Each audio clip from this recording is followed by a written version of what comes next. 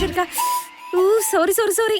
നിന്റെ റൂമിലേക്ക് പെർമിഷൻ ചോദിച്ചിട്ടല്ലേ വരാൻ പാടുള്ളൂ. ഞാനത് മറന്നുപോയി. Sorry sorry sorry.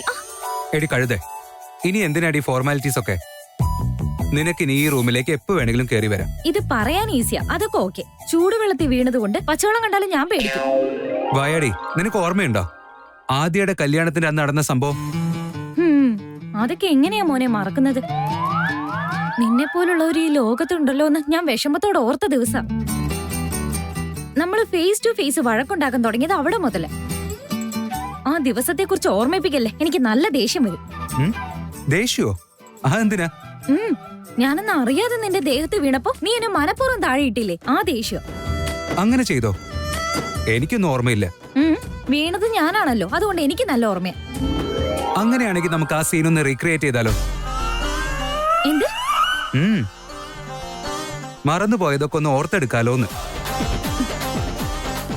ഈ കോഫി തണുക്കുന്നതിന് മുമ്പ് എടുത്ത് കുടിച്ചേക്ക്.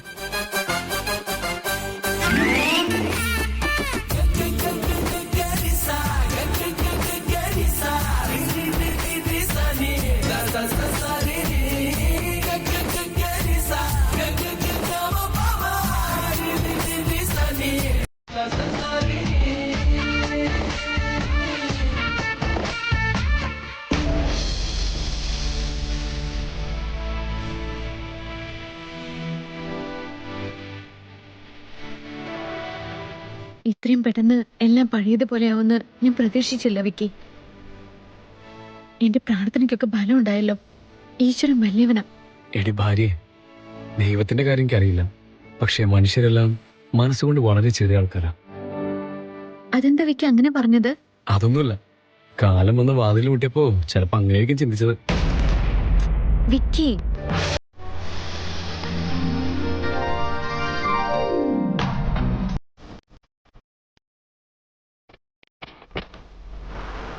ഇത്രയും നാളെ ദൈവം ഞാൻ പൂജിച്ചത് ആരെയാണോ അവരൊരു രാക്ഷസിയാണെന്ന് എനിക്കിപ്പോ മനസ്സിലായി. അവരിനി എന്തൊക്കെ വലിയ പ്ലാനുകൾ ചെയ്താലും ശരി, അവരുടെ ആ വലയെന്നല്ല ചേട്ടനെ എങ്ങനെയെങ്കിലും രക്ഷിച്ചേ മതിയാവും.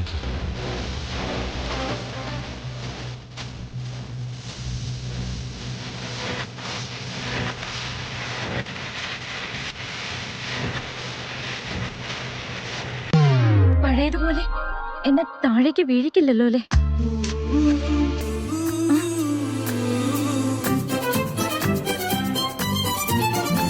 നീ ഇപ്പൊ അമ്മയ്ക്കൊരു വാക്ക് തരണം അമ്മു. എന്താ അമ്മയത്? നീ ഒരിക്കലും ഒരുപാട് പണമുള്ള കുടുംബത്തിലെ പയ്യനെ പ്രണയിക്കാനോ കല്യാണം കഴിക്കാനോ പാടില്ല മോളെ.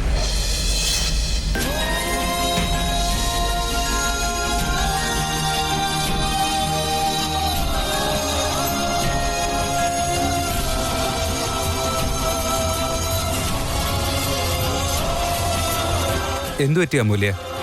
എന്താ കാര്യം? ഒന്നുമില്ല. കോഫി തണുക്കുന്നതിന് മുമ്പ് കുടിക്കണമെന്ന് മുത്തശ്ശി എന്നോട് പറഞ്ഞാ വിട്ടത്. ഇനി എന്തിനാടി ഫോർമാലിറ്റീസ് ഒക്കെ? അതൊന്നും ഇല്ല വേദൻ, എനിക്ക് വേഗം പോണം. എങ്ങോട്ട് പോവാനാ? വീട്ടിലേക്ക്. ശരി, ആഹാരം കഴിക്കേ, എന്നിട്ട് പോവാലോ. ഞാൻ തന്നെ ഡ്രോപ്പ് ചെയ്യാം. ശരി, ഞാൻ താഴെ ഉണ്ടാവും.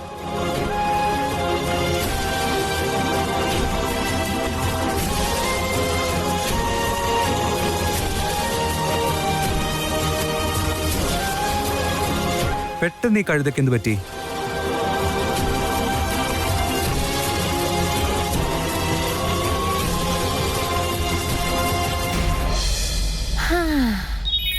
പതുക്കെ പതുക്കെ പതുക്കെ പതുക്കെ.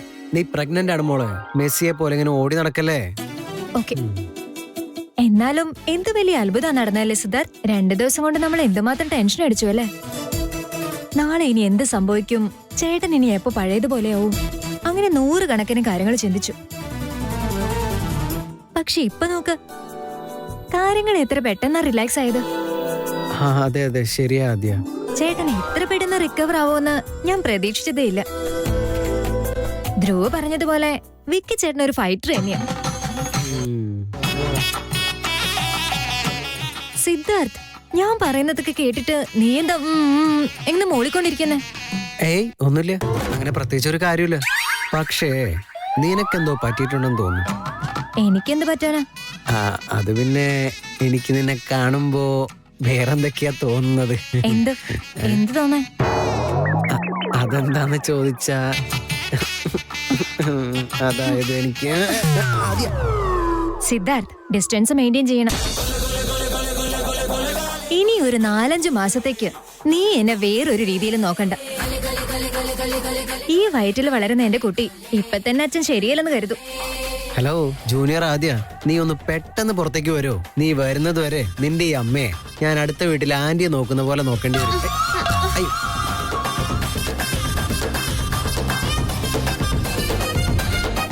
ഞാൻ അതൊന്നും അല്ല ഉദ്ദേശിച്ചത് ആദ്യ. ഇപ്പൊ മനസ്സിലായില്ലേ? നിന്നെ കാണാൻ ഒരു പാവമാണെങ്കിലും നിന്റെ സ്വഭാവം കൊണ്ടേ നീ വളരെ ഡേഞ്ചറാണ്. നിന്റെ വയറ്റിൽ കിടക്കുന്ന കുട്ടി ഇതൊന്നും കണ്ട് പഠിക്കാതിരുന്നാ മതിയായിരുന്നു. വേണ്ടട്ടോ മോളെ. നിന്റെ അമ്മയ്ക്കേ നിന്റെ ഈ അച്ഛനെ കുറിച്ച് യാതൊരു ചിന്തയില്ല. അവളെ അവളുടെ കാര്യം മാത്രമേ നോക്കുള്ളൂ. ആ ഇറങ്ങിപ്പോവാൻ പറഞ്ഞല്ലേ? അതിന് ഞാൻ തന്നെ നേരിട്ട് പറയണോ? Please. Give respect and take respect എന്നല്ലേ?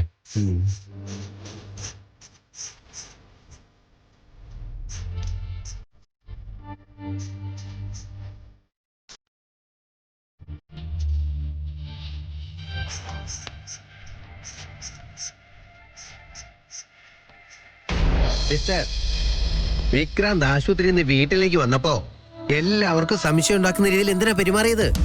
അതൊക്കെ നീ ഇപ്പൊ എന്തിനാ അറിയുന്നത്? അതുപോലെ ഞാൻ എന്തെങ്കിലും ചെയ്തിരുന്നെങ്കിൽ ചേച്ചി വെറുതെ ഇരിക്കുമായിരുന്നോ? ഇല്ലല്ലോ.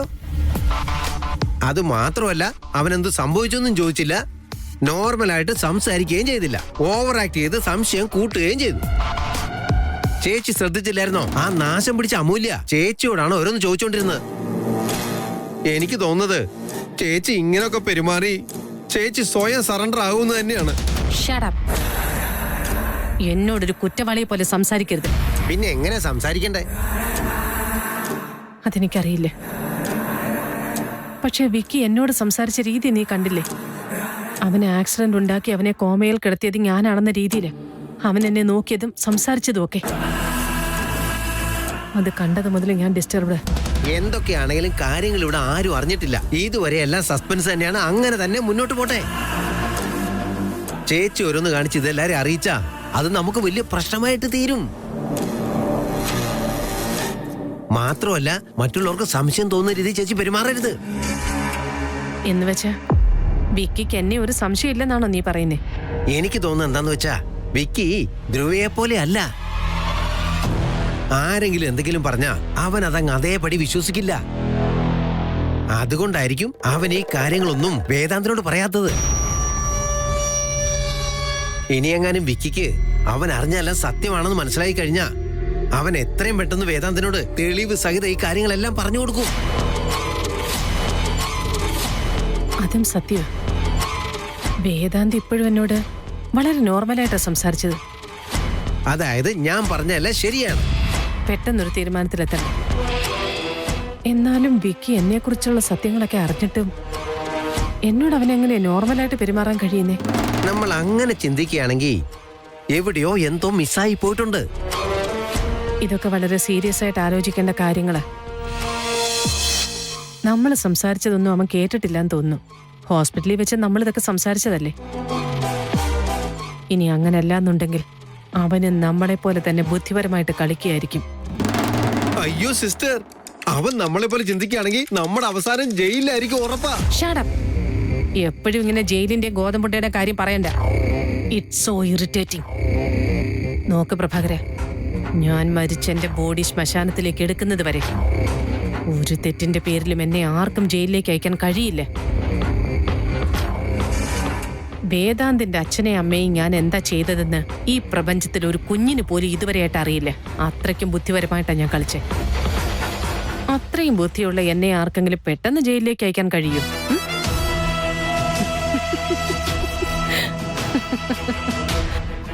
അതൊരിക്കലും നടക്കില്ല. വിക്കിയുടെ മനസ്സിൽ എന്തെങ്കിലും പ്ലാൻ ഉണ്ടെങ്കിൽ അത് എത്രയും പെട്ടെന്ന് മനസ്സിലാക്കണം.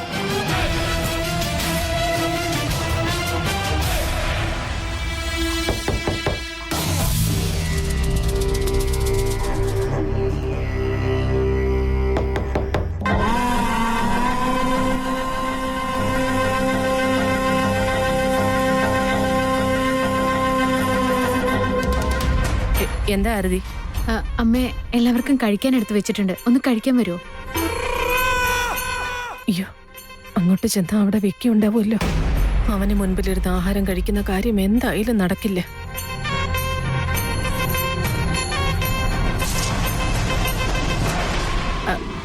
എനിക്കിപ്പം നല്ല വിശപ്പില്ല ആരതി. നിങ്ങളൊക്കെ പോയി കഴിച്ചു. അതെങ്ങനെയാ അമ്മേ ശരിയാവുന്നത്? അല്ലെങ്കിൽ തന്നെ ടെൻഷനായിട്ട് അമ്മ ഒന്നും കഴിച്ചിട്ടില്ലല്ലോ. അമ്മയുടെ ആരോഗ്യത്തെ കുറിച്ചും ചിന്തിക്കണമല്ലോ. അമ്മ ഇപ്പൊ ആഹാരം കൂടി കഴിക്കാതിരുന്ന അമ്മയുടെ ആരോഗ്യം ആകെ മോശമാവും. പ്ലീസ് ഒന്ന് വാ അമ്മേ. അതൊന്നും സാരമില്ല ആരതി. എനിക്ക് വിശക്കുമ്പോ ഞാൻ തന്നെ വന്ന് കഴിച്ചോളാം. അത്രയും ലേറ്റ് ആയിട്ട് കഴിച്ചു കഴിഞ്ഞാൽ ഗ്യാസ് ഉണ്ടാവില്ല അമ്മേ. എല്ലാവരും താഴെ വെയിറ്റ് ചെയ്തിരിക്കാം. അമ്മയും കൂടെ വന്നേ. ശരി, ഞാൻ വരാം.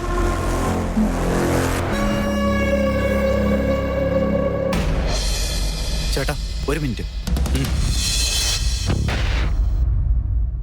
എന്താ കാര്യം? ചേട്ടൻ എന്നെ വീട്ടിലോട്ട് വിളിച്ചില്ലേ? ഇത്ര പെട്ടെന്ന് എന്നോട് ക്ഷമിക്കുമെന്ന് ഞാൻ വിചാരിച്ചതേ അല്ല. അതിലെനിക്ക് സന്തോഷമേ ഉള്ളൂ. അമ്മുവിന്റെ വീട്ടിൽ നിന്ന് പെട്ടെന്ന് വരാൻ എനിക്ക് ചെറിയ ബുദ്ധിമുട്ടുണ്ടായിരുന്നു. പക്ഷെ ഞാൻ ഇവിടെ തന്നെ ഉണ്ടാവും.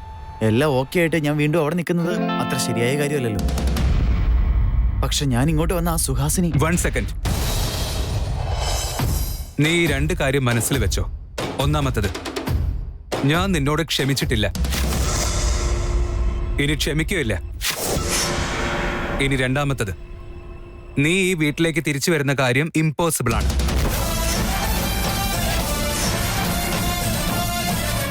നടക്കാത്തതൊന്നും സ്വപ്നം കാണണ്ട. ഈ വീടിന്റെ വാതിൽ നിന്റെ മുന്നിൽ തുറക്കേയില്ല. ഇനി വേറെന്തെങ്കിലും സംശയമുണ്ടോ? Aniya, one more thing.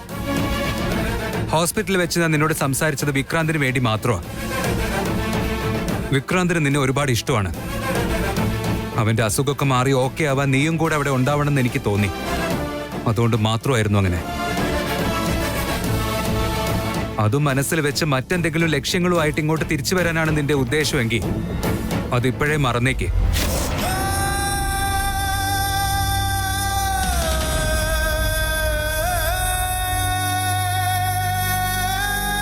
ഇനി ഒരു വട്ടം കൂടെ നീ എന്നെ ഏട്ടാന്ന് വിളിക്കരുത്.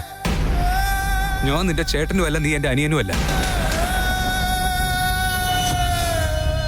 ചേട്ടാ, ഞാൻ നിന്നോട് പറഞ്ഞില്ലേ, നീ എന്നെ അങ്ങനെ വിളിക്കരുത്. ഞാൻ പറയുന്ന ഒന്നും ഒരിക്കലും മനസ്സിലാക്കാൻ ശ്രമിക്കാത്തത് ചേട്ടന്റെ മാത്രം കുറ്റമാ.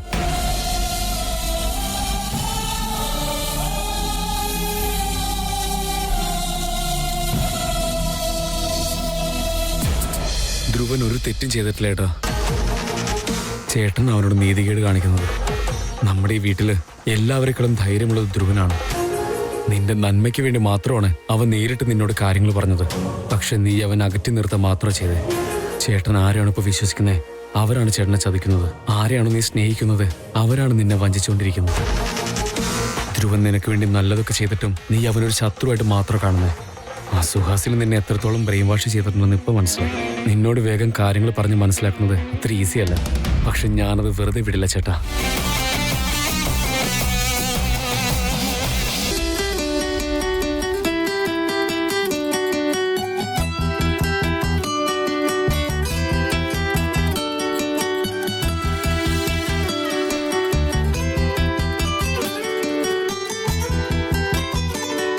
എടി അമ്മു, എന്താന്ന് വെച്ചാ എടുത്ത് കഴിക്കേ. നീ ഇനി ആര് വരാണ് ഇങ്ങനെ നോക്കിയിരിക്കുന്നേ?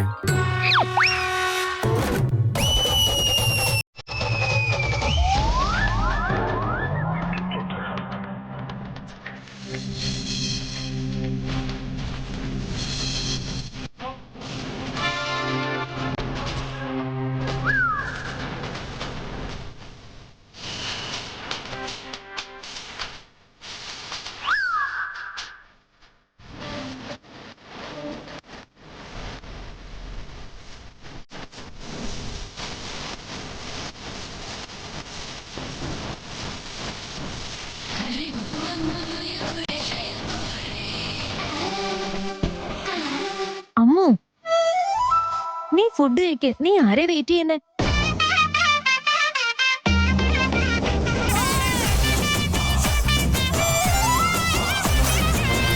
അല്ല നീ എന്താ ഈ വീട്ടിലെ ഗസ്റ്റ് ആണെന്ന് വിചാരിച്ചോ? നീ എന്തിനാണ് നാണിക്കുന്നേ? നിനക്ക് ഇഷ്ടമുള്ളത്ര അങ്ങ് കഴിച്ചോ. വിക്കി ഓക്കെ ആയിട്ട് തിരിച്ചു വന്നു. വേറെ എന്ത് സന്തോഷം നിനക്ക് വേണ്ടത്?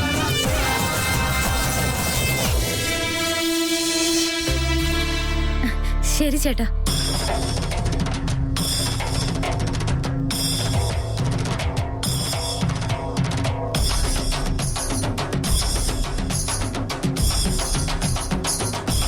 എന്താ അമ്മ നിനക്ക് പറ്റിയത്? നീ എന്താ ഒന്നും കഴിക്കാതെ ആലോചിച്ചോണ്ടിരിക്കുന്നേ? അത് ചേച്ചി എന്താ കഴിക്കണ്ടേന്ന് ഞാൻ ഡീപ്പായിട്ട് ആലോചിച്ചോണ്ടിരിക്കായിരുന്നു.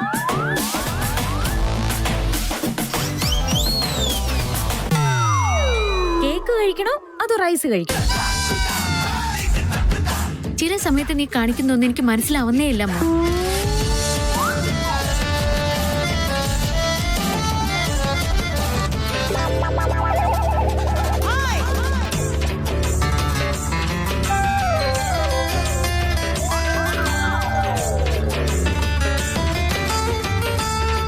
ഈ പ്രശ്നത്തിന്റെ ഇടയിൽ ഞാൻ ചോദിക്കാനേ മറന്നുപോയി. ചേട്ടനാ നമ്മൂനെ പ്രപ്പോസ് ചെയ്യാൻ പോയതല്ലേ?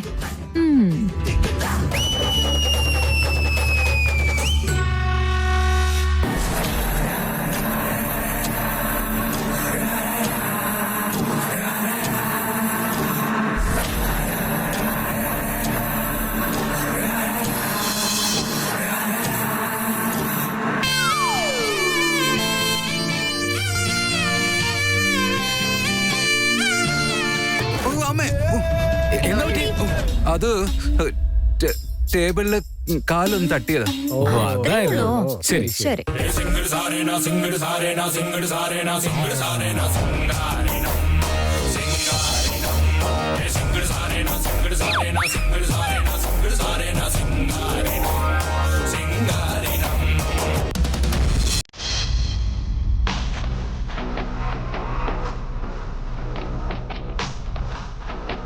Mother India.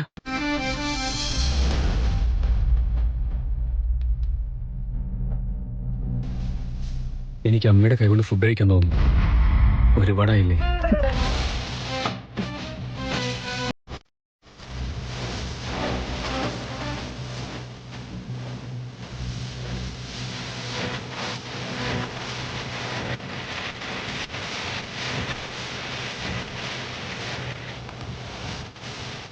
അമ്മേ എന്തെങ്ങനെ ആലോചിച്ചിരിക്കുന്നേ? വിക്കി ചേട്ടൻ ചോദിച്ചു കേട്ടില്ലേ? ആഹാരം കൊടുക്ക. എനിക്ക് അവന് ആഹാരം കൊടുക്കുന്നതിൽ സന്തോഷമല്ലേ ഉള്ളൂ. പക്ഷേ ഇതുവരെ അവൻ എന്നോട് അങ്ങനെ ചോദിച്ചിട്ടില്ലല്ലോ. അതാ ഞാനൊന്ന് ദാ വിക്കി. എന്താ നിങ്ങൾക്ക് മാത്രം ഇങ്ങനെ നാടൻ കളിക്കാൻ അറിയുള്ളൂ എന്ന് വിചാരിച്ചോ?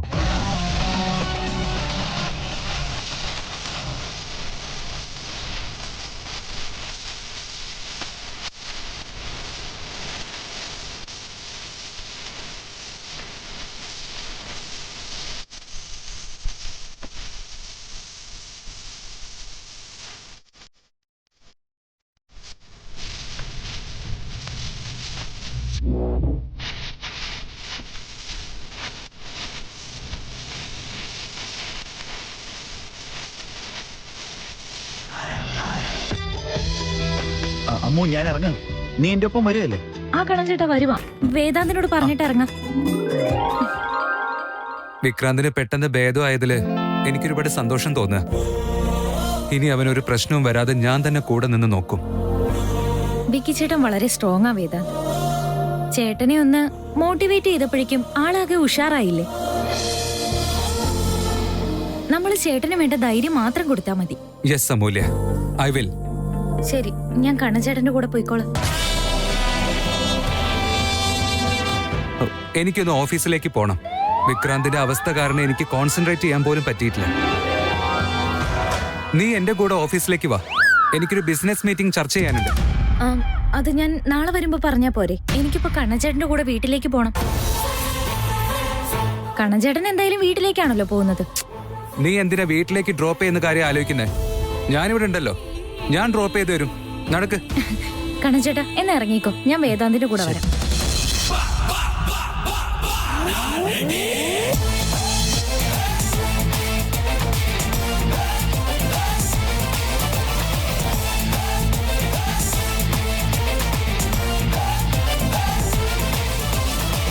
ഇതൊക്കെ എന്റെ കൺമുന്നിൽ വെച്ച് നടക്കാൻ ഞാൻ അനുവദിക്കില്ലേ. ശരി, എന്നാ നമുക്ക് പോവാം.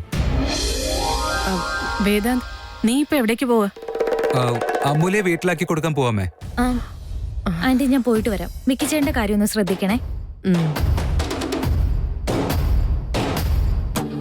ഒരു പെണ്ണിന്റെ നിഴല് കണ്ടാൽ പോലും 3 മൈൽ ദൂരേക്ക് പോകുന്നവനാണ്.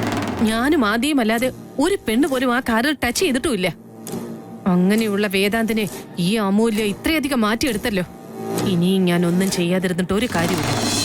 അവരുടെ കഥ എന്നേക്കുമായി തീർത്തേ പറ്റും. പക്ഷെ അതിനേക്കാളും മുമ്പ് ആ വ്യക്തിയുടെ കാര്യത്തിലൊരു തീരുമാനം ഉണ്ടാക്കണം.